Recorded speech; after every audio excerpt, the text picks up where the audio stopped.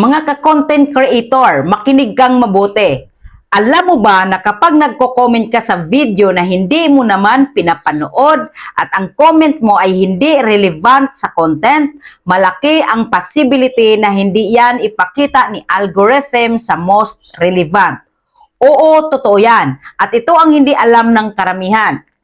Una, ano ang mali? Maraming tao ang nagko-comment ng hi, hello, done, CMI, let's go, pa-support, pa-notice. Pero ang tanong, pinapanood mo ba talaga ang video?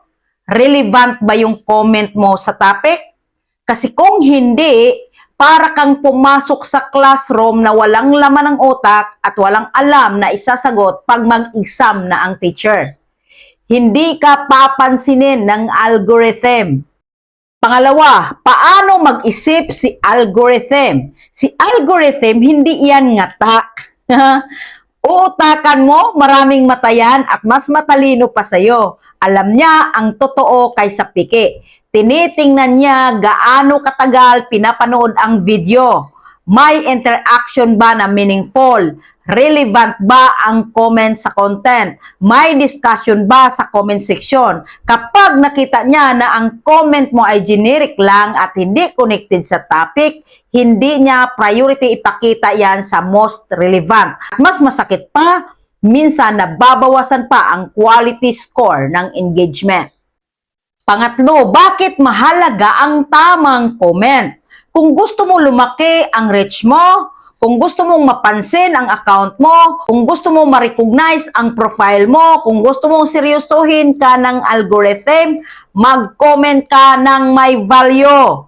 Halimbawa, kung ang topic ay about mindset, pwede mong sabihin, ang ganda ng point mo tungkol sa consistency. Totoo na hindi motivation ang susi kundi discipline. Boom! Di ba relevant? May sense? May thought? Yan ang gusto ni algorithm. Tandaan mo ito, ang engagement ay hindi paramihan. Ito ay qualityhan. Mas okay ang 5 comments na may laman kaysa 50 comments na puro hi-hello. Kung gusto mo talagang lumago sa content creation, matuto kang maging intentional. Hindi pwedeng nagko-comment ka lang para mapansin. Mag-comment ka para magbigay ng value. Kung ikaw ay content creator, huwag mo rin i-encourage ang ganitong klase ng engagement. Comment lang ng done, drop emoji, type yes, mali. Pwede yan minsan, pero kung lagi yan ang strategy mo, bababa ang kalidad ng audience mo. Mag-build ng audience na nag-iisip. Build audience that engages deeply. Build community, not noise.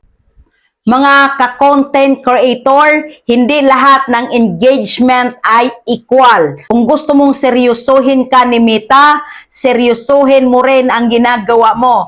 Panoorin mo muna ang video o nawain ang mensahe, mag-comment ng may laman. Dahil sa mundo ng content creation, ang may value ang nananatili, ang walang value nalalagpasan. This is Gio Villain Peñaflor, The Magnet, at dito sa bahay ko, hindi lang tayo basta nagko-comment, nagbibigay tayo ng impact. Gets mo ba? Comment ka at paki-like, follow and share na rin. See you in my next video.